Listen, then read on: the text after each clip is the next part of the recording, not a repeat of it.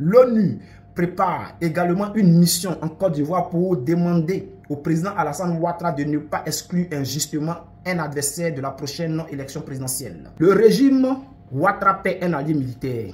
Israël met la Côte d'Ivoire à la diète. Diète là, c'est comme quelqu'un qui te donne de l'eau dans un robinet et puis arrivé à moi, il coupe son robinet là et puis il dit te donne plus son eau. C'est ça. On va aller en profondeur.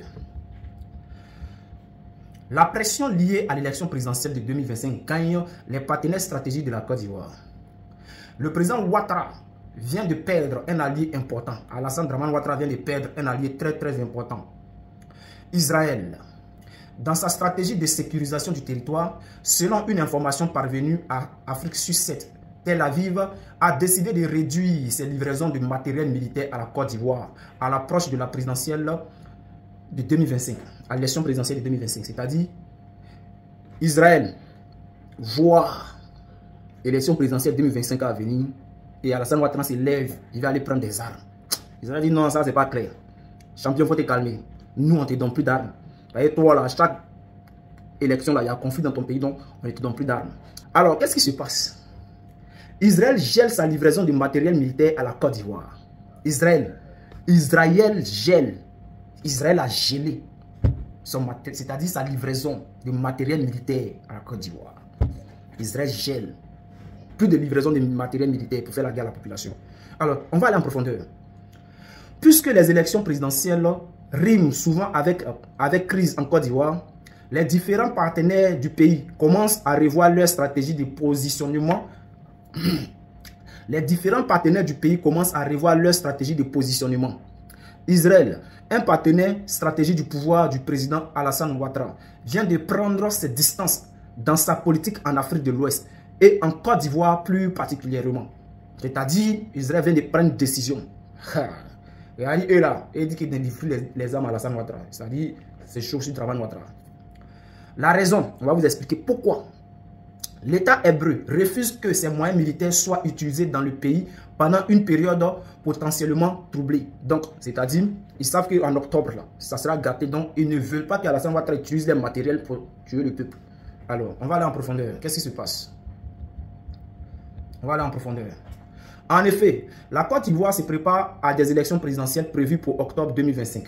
Le scrutin précédent avait été émaillé par des troubles, malgré l'absence des grandes figures de la politique ivoirienne, feu Henri Konan Bédié et Laurent Gbagbo. C'est-à-dire, Laurent Gbagbo et Henri Konan Bédié n'étaient pas là et puis il y a eu la guerre. Et pourtant, des tensions sérieuses avaient éclaté dans le pays. Le Conseil national de transition mis en place pour empêcher le troisième mandat jugé illégal du président Alassane Ouattara avait engendré des troubles et causé des pertes en vies humaines. Pour 2025, Israël redoute une montée des tensions, voire une crise plus grave. C'est-à-dire, Israël pense que la crise qu'il y a eu en 2020, là, ça sera encore plus grave en 2025. Avec le président Ouattara qui semble envisager un quatrième mandat tout aussi illégal, Israël dit que, c'est-à-dire en 2025, là, la Côte d'Ivoire, il va y avoir des tensions plus graves avec Alassane Ouattara qui veut faire un quatrième mandat illégal. Ils ont écrit illégal.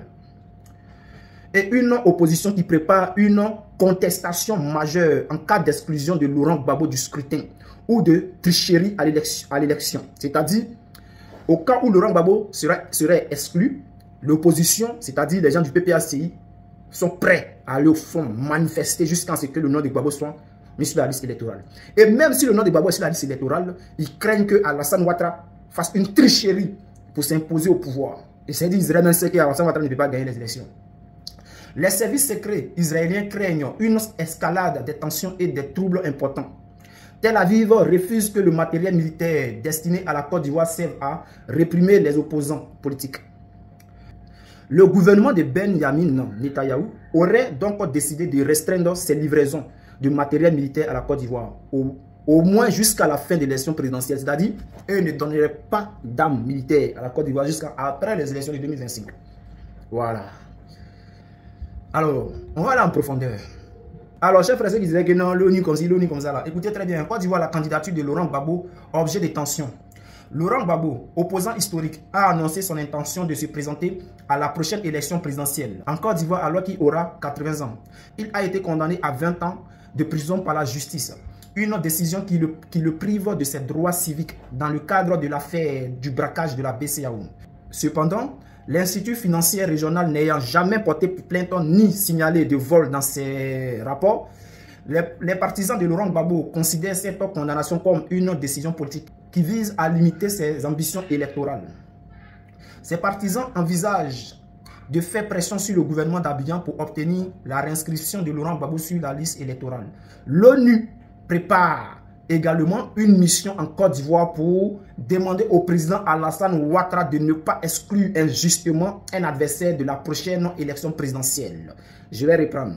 L'ONU prépare également une mission en Côte d'Ivoire pour demander au président Alassane Ouattara de ne pas exclure injustement un adversaire de la prochaine élection présidentielle.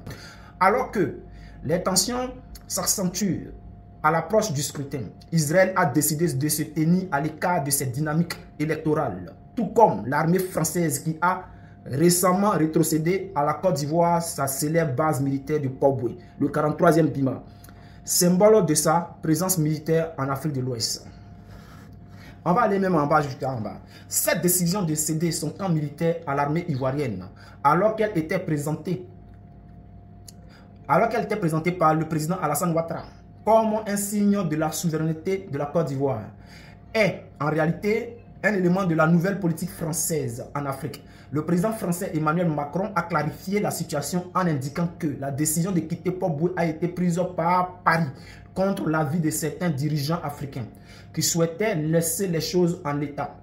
La décision d'Israël, consécutive à celle de la France, peut être le signe d'une volonté des puissances militaires étrangères à prendre leur distance avec Abidjan. Quand on vous parle là, ça rentre ici, ça sort là-bas. Regardez seulement.